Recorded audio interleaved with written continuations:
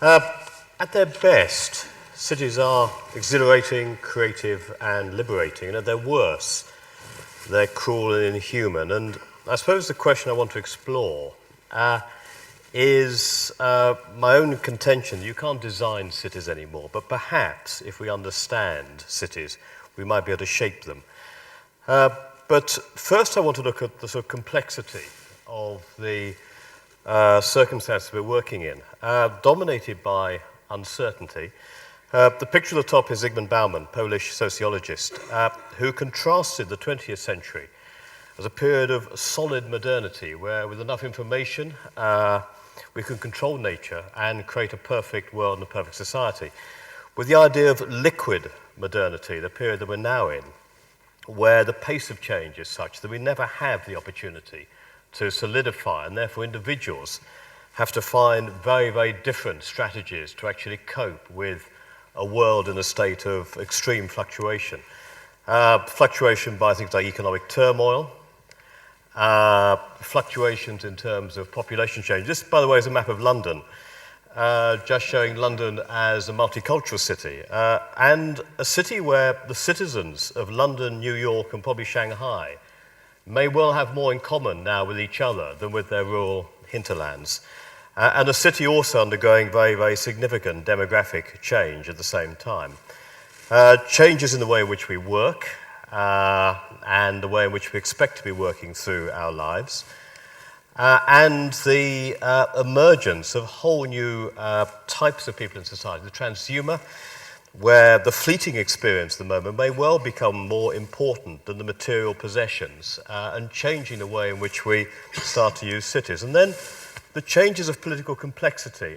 This is a graphic to show how many people involved in designing one bit of open space in London. But what it does show is that perhaps as urban planners, urban geographers, we have a role in actually navigating complexity and brokering and negotiating consensus rather than the more traditional planning techniques. And one of the consequences of this period of uncertainty is not a society and cities becoming more equal. An OECD survey showed that since the end of the 80s, in 17 of its 22 countries, actually the divide between the wealthy and the poor has got greater.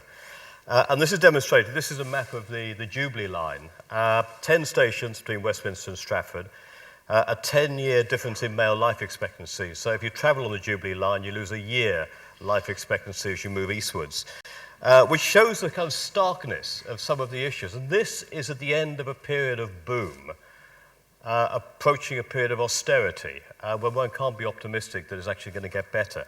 And the consequences of this inequality can be things like sectarianism, and obviously the sort of social disorder that we experienced in the summer, and which is now begun to become a far more of a greater concern at a period of economic contraction.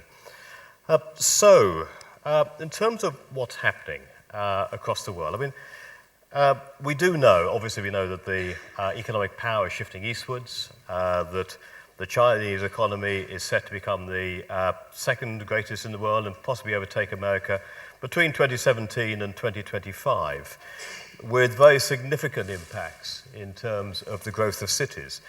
And the impacts of things like Mexico City, Mumbai, Shanghai, and the impacts in terms of people's lives are going to be probably one of the major defining aspects of the 21st century. But this is a condition in certain parts of the world. In other parts of the world, we're facing the decline of urban populations. The white dots on this map are cities in decline. The black dots are cities increasing their population.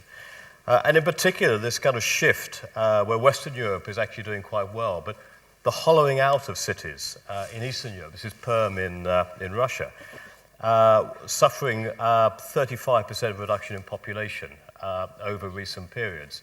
And this is being echoed in other cities across these parts of the world. And then a place like Detroit, a city which is hollowed out to such an extent that urban agriculture is now a strategy being used to try and actually reclaim and reuse large empty bits of the urban fabric in a way that would have been absolutely inconceivable 30 years ago in terms of urban planning and urban thinking. And possibly when you look at the factors of urban growth, the thing that is going to limit urban growth ultimately is going to be the impacts of climate change. That shows the position of Hong Kong, and this should show Shanghai, London, and New York in terms of the per capita CO2 emissions and consumption. And the green line is where we're going to need to be if we're going to produce anything like a stable situation in terms of climate change. And this in particular is going to be a very, very significant driver in terms of how we shape and plan our cities.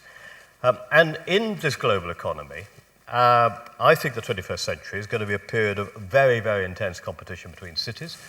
Cities are going to specialize. They're going to look at how they can specialize in terms of technology, economy, and environment. And increasingly, cities are now moving away from the far more formal urban strategies to look at branding and narratives to try and actually distinguish what makes them different from each other in this highly competitive economy. And quality of life in particular. I always quite like this because I've always wondered why Calgary is obviously the place to go and live as a Londoner. And it does just show, don't believe all of these, but quality of life is going to be one of the key factors which policymakers and politicians are going to have to consider within this highly competitive world where cities, as opposed to nation states, are competing economically. And when you look at quality of life, you can see the incredible impact. This is Istanbul, Hong Kong, Istanbul again, another form of housing in Istanbul. And this is in Bucharest, I believe.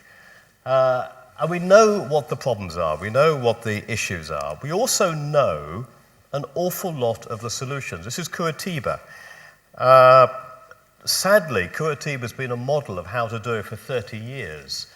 And it's rather sad. The fewer and fewer cities have really learned the lessons here. But this is just very, very simple interventions led by the extraordinary mayor, Jaime Lerner, looking at putting in very, very simple interventions around public transport, around landscape, around recycling, and around cleaning up the pollution of the environment and creating jobs.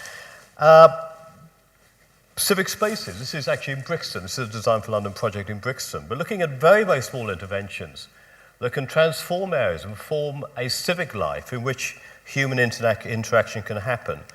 And then the sort of fostering of creative clusters. This is in Shoreditch, but actually increasingly cities like Berlin, Hamburg, London, New York are staking an awful lot on becoming the hubs of creative industries in a way which, with the rise of the major manufacturing in the Asian economies, a way in which the West can continue to keep pace, generate the ideas, and add high levels of value-added investment.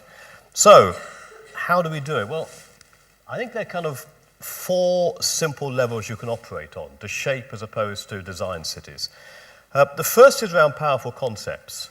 There's a couple of examples. This is Barcelona. Still, hopefully it won't be, but still the city that's done the best Olympics so far.